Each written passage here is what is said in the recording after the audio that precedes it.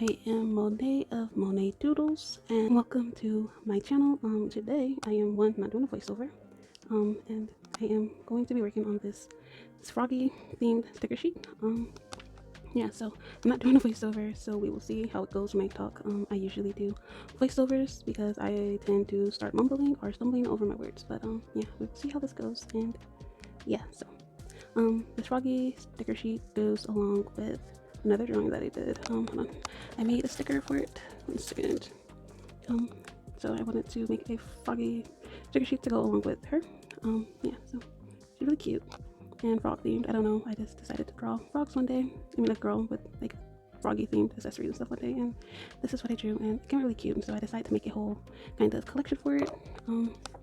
Yeah. So also, excuse my bad paint job on my nose. I just painted them, and I'm not very good at it. So, anyways, back to my Froggy sticker sheet. I'm just waiting for my pencil to charge because it was like completely dead. But yeah. So I have decided to go with a frog book theme. So I have a bookshelf, a frog sitting on a stack of books, a book of the frog on the cover. This is supposed to be like a plushie or like a pillow or something.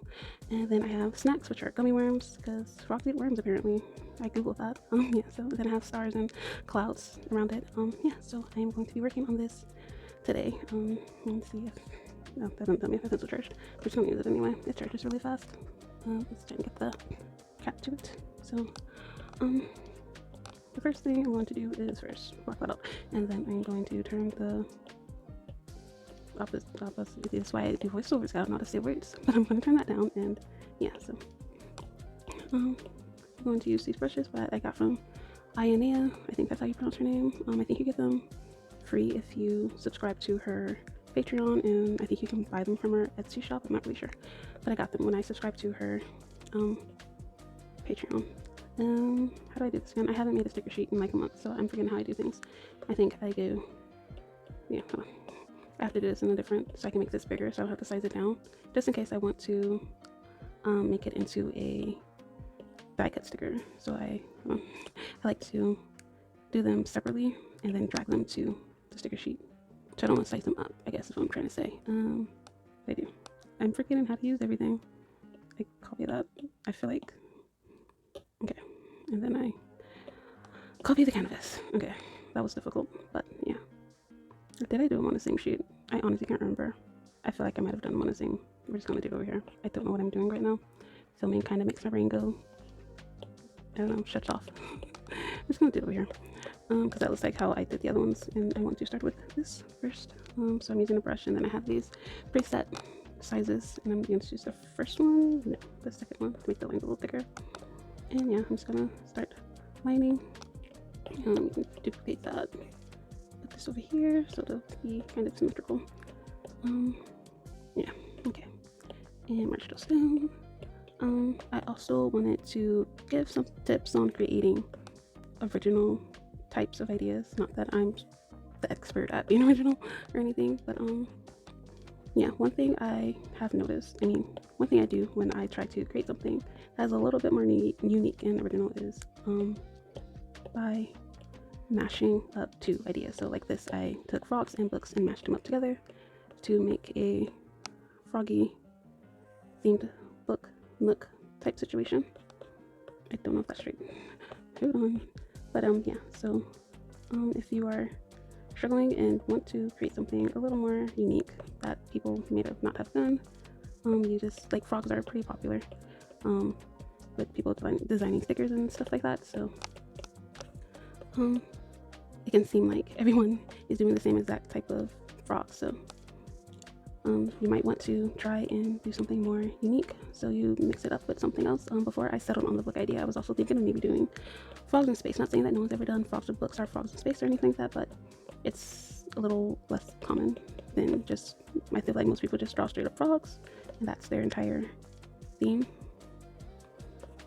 But are like rainy frogs is something that I see a lot, is frogs in the rain using lily pads as umbrellas and things like that. But I'm not saying those ideas aren't cute.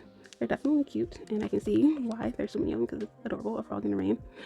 But you know, sometimes you just want to do something a little different, and so my tip for that is to do mashups. So take two ideas and, you know, put them together. So you could do frogs and books like I'm doing here are frogs and I don't know, space is one I said earlier, didn't I?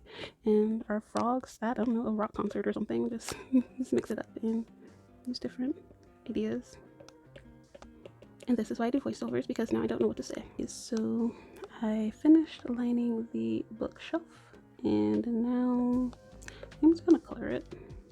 Just to show you my full kind of process. I'm gonna color this now, and then the rest I'm gonna like speed through. But yeah. So first I have to find colors, and I kind of want them to match the colors in the sticker. So let me grab that. I kind of want them to match these pink and green colors, so I'm going to can put that right there. It's fine, so you can see it. You can see it together. Why am I trying to zoom in on the color palettes? I don't know. And yeah, I'm just going to line this up. Leave a comment down below about what your favorite part of the drawing process is. If it's just the sketching part, or the rendering, or the picking colors. I personally like the sketching because sketching is very fast and easy. Once you have to line it and everything, it's just more difficult because you're paying more attention to what you're doing and trying to get things how you want them to actually look, instead of just, you know, some scribbled lines. Or maybe you're a neat sketcher. I know I am not. I sketch very messily. Yeah, that's why I like sketching so much, because you can be a little more wild with it, I guess. But yeah, let me know which part is your favorite part. Should I do the inside different? Okay, I might do the inside like a lighter color, but the shelf part is going to be the same green. Someone commented on one of my TikTok videos about how she loved how, well, they loved how chubby my art style is, which I don't know, I never really like paid attention to it, but I noticed that all of my sticker sheets, that's what they were referring to, my sticker sheets, they are kind of have this round chubby art style to them. And that's the thing with art styles, you never really know you have one until someone points it out. Speaking of bookshelves, I have like 3 in my room, and I saw this picture on Pinterest of some bookshelves, and like they were all painted, like each shelf was painted a different color, which I thought was really cool, and I kind of want to do that to my own shelves, but I'm lazier. That's kind of what it boils down to. I'm very lazy and having to take all the books off my shelves, which they're completely overstuffed at the moment. I haven't bought any books. Well, that's a lie. I've bought books this year, but compared to other years, I've basically bought new books. Because before I would buy like 5 books a month. But this year I think I only bought 1 book actually this entire year. So that was one of my goals, to not buy books and just to read the books that I already own. I have like over 100 books that I still have on my shelf waiting to be read. So I always, why are you sliding? Put you right there. But yeah, I always buy new books and I read those and have books. I have books from like 2017 that I bought in 2017 that I still have not read yet. So, this is a sticker sheet that I made, and I really like the colors in this, but I feel like if I don't want to use the exact same color palette, but I really like these colors together. They're super cute. But I think I'm going to do blue just to mix it up, or purple. Purple might look nice too. I don't know. Let's count and like seeing all these areas I need to fill in. But I have a Bookstagram account, and I haven't been very active on it, and I feel like that is kind of affecting my reading. I don't have like the motivation to read because I'm not posting as much, but I don't have time. Well, I have the time. I'm just too lazy to take pictures and post them, because I don't know why that making a TBR each month and posting about books that I plan to read kind of motivates me to read. I don't know, maybe it's like an accountability thing. I don't know, but I haven't been posting my monthly TBRs on there, so I haven't been reading as much. And yeah, I need to get back into that because I really want to get my unread TBR, well, my to be read stack. That's what TBR means. I want to get that down to under 100 books, and I'm pretty close. I think I'm at 110 right now. That's if I have all my books logged into my Goodreads. I'm not 100% sure that I have them all logged in there, but yeah. So I know it's under 120 now. I don't know what I started with. I only read, I think, 16 books so far this year, so I'm bad at math, so you can work that out yourselves. Last month, my reading was not very good. A lot of 3-star reads. I think only, well, one of the books that I read that month I actually enjoyed reading, even though it was a hard read. It was Monday's Not Coming by Tiffany D. Jackson, and that book was hard to read, which is why it took me like half a month to get through it, but it was my favorite book of the month because it was just so, it was good. I know this has nothing to do with art, but I don't know what else to talk about. For the comment section is, what kind of books do you read? I mostly read romance, and it's mostly young adult, well, mostly all young adult. I've tried adult romances, but I don't know, I don't like them as much because they focus more on the physical than the emotional teen books. Obviously, they're meant for 13 to 17-year-olds, so they're not spicy as people like to have their books now. And adult books are just like the spice kind of overwhelms everything else, and so I'm not a huge fan of that. So I read young adult even though I'm in my 30s. It's, yeah. So let me know what kind of books that you read, and if you do read adult romance, if you can recommend some that aren't heavy on the spice, then please let me know, because I would like to get into reading about characters that are closer to my age. Anyone else having crazy weather where they're living? Because it like snowed last week, and this week we have a lot of wind and rain. And then I kind of live in a desert in California, so we don't get a lot of snow here, but it snowed so much. Not enough to like really like pile up and stick, but a lot compared to what we usually get, which is like usually just slush. I mean, it was still slush, but it was a lot of slush. It was very wet outside. And it was also hailing that day. It was just doing everything. March does not know what it wants to do with the weather. But yeah, as I was saying, I like light and fluffy books that are romances. Why am I don't know what I'm doing. Like light and fluffy books that are romances, and some of my favorites are Casey West, Jen Bennett. I can't think of her name. She's a Black author. She wrote "Excuse Me While I Ugly Cry" and "Confessions of an Alleged Good Girl." I believe that's the title. And I can't remember her name. I know her last name is Goffey. I can't remember her first name though. Joya. There it is. This is an art video, and I'm talking about books, but we are coloring in a bookshelf, so I kind of have books on the brain at the moment. Pink. Frog. I'm pretty sure frogs don't come in pink, but and all the really cool colored frogs, aren't they all poisonous?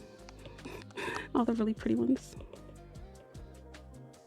I don't think I like it in pink.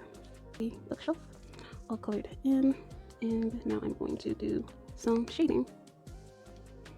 Okay, so now I'm going to start the shading, and I think I'm going to just keep it really simple, not do a whole lot.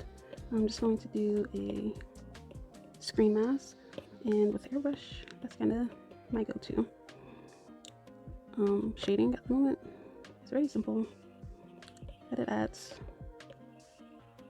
the detail.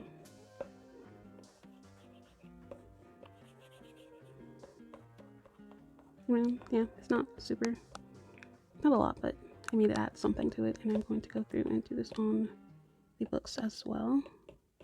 I'm going to make the brush a little smaller so I can do each individual color.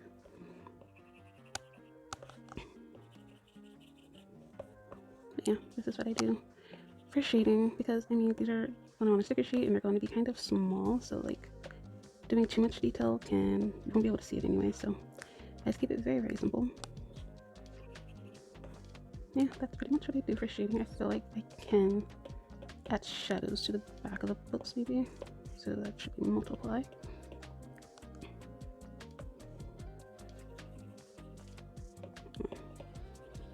Color in the lines. So what am I doing? Alpha lock, and then I grab the green from the shelf. Okay, rude. I grab the green from the shelf, and then I make it a little bit darker. Then I go back and use this brush, and I just highlight lines like I did in that sticker sheet. Yeah, so maybe that'll make it look better.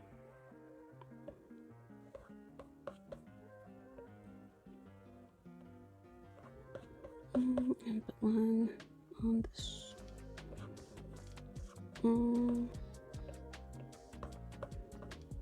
Why are the books so shiny? Who knows? Maybe they'll have those very annoying glossy covers. Glossy covers on books are cute, but not when you're trying to photograph them and the ring light is reflecting in them, or you're reflecting in them. I have the same problem with like glossy stickers, because my stickers do have like a glossy coat on them, and as you can see the ring light in them, which is annoying. Yeah, it's cute, but it's annoying. Do I like that, or is it too much? I don't know. You guys can let me know. Some in their eyes. I mean, yeah, the frog's eyes, but that's too far out. I mean, not too far out, but it was up under the line.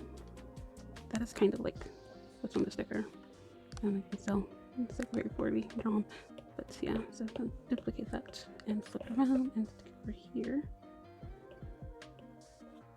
Okay, so there is my first sticker for my sticker sheet, and I'm going to draw the rest out, and I will come back and show you that later.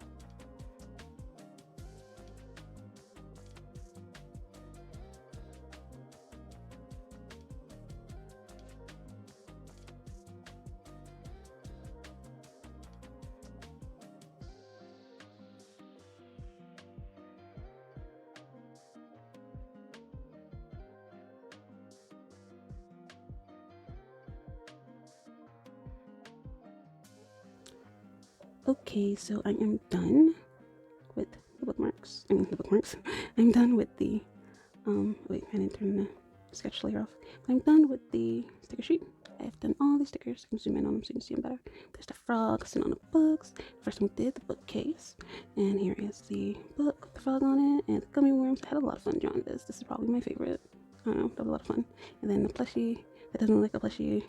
I don't know, maybe I don't know how to make it, but yeah, and then I added some clouds and stars, and then this is what it will look like with the background. Yeah, this is the completed sticker sheet. It took me, how long did it take me to draw? To work on 3 hours and 22 minutes, so yeah, that's a lot of work. But yeah, I am not going to show what the final product looks like in this, because I am too tired to print out anything right now, but maybe I'll do it later and add it in at the end of the video. But yeah, that is me, my process of making a sticker sheet. There's the full completed drawing process of me making a sticker sheet. And that will be it for this video. It's already like over an hour of footage that I have to edit down. But thank you for watching, and if you have any other things you want to see me do, let me know in the comments. And yeah, I will see you in the next video. Bye!